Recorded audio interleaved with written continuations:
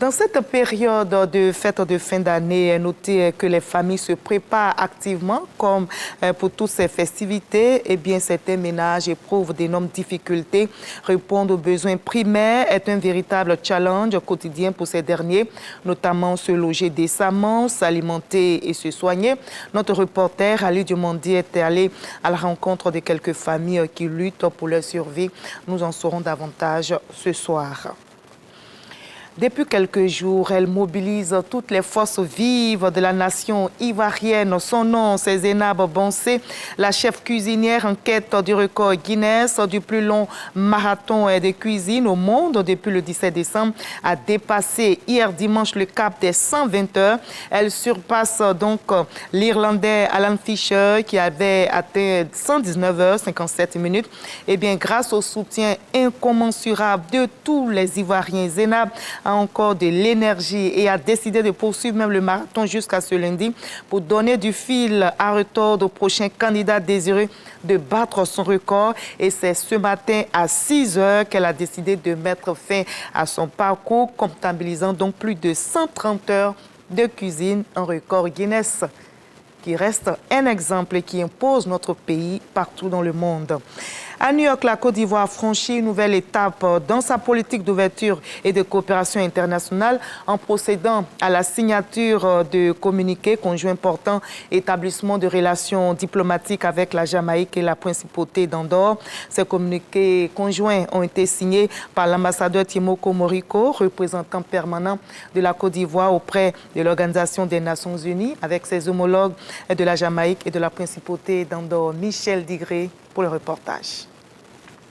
La Côte d'Ivoire étend sa carte diplomatique sur l'échiquier international avec la signature de 2 accords avec la Jamaïque et la principauté d'Andorre. Ces communiqués conjoints ont été paraphés par l'ambassadeur Thiemoko Moriko, représentant permanent de la Côte d'Ivoire auprès de l'ONU, et ses homologues jamaïcains et andorrans agissant au nom de leurs gouvernements respectifs. Au cours de son entretien avec le représentant permanent de la Jamaïque, État insulaire des Caraïbes, l'ambassadeur Moriko a souligné les affinités culturelles et les valeurs communes qui unissent les 2 pays. Cet attachement mutuel à l'unité culturelle et au dialogue constitue un socle important pour le renforcement des échanges économiques, culturels et éducatifs. L'accord signé avec la principauté d'Andorre, État européen membre de l'OIF, ouvre également de nouvelles opportunités de collaboration dans les domaines économiques et diplomatiques. Ces signatures s'inscrivent dans la dynamique impulsée par le Conseil des ministres qui, lors de sa séance du 30 septembre dernier, a marqué son accord pour l'établissement de relations diplomatiques avec 7 pays. Et pour l'actualité à l'étranger, notez que le Mali, le Niger et le Burkina Faso disent non à la CEDEAO. Les militaires au pouvoir dans ces 3 pays rejettent la proposition de la CEDEAO de retarder de 6 mois leur sortie de l'organisation régionale prévue le 29 janvier 2025. Et bien, malgré les tentatives de médiation menées par les présidents sénégalais et togolais sous l'égide de la CEDEAO, Bamako, Niamey et Ouagadougou restent inflexibles.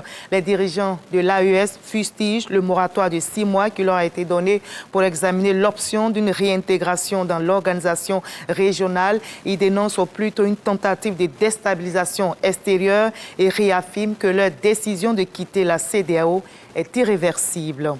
Et voilà la fumée blanche qui est maintenant sortie du côté de la France. La composition du gouvernement de François Bayrou est dévoilée. Notez que l'ex-première ministre Elisabeth Borne devient numéro 2 du gouvernement et ministre de l'Éducation nationale. Jean-Noël Barrot reste ministre des Affaires étrangères. Sébastien Lecornu est confirmé au ministère des Armées.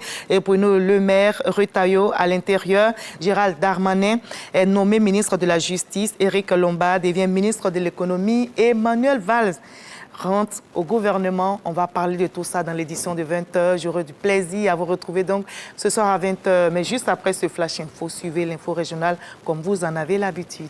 À tout à l'heure.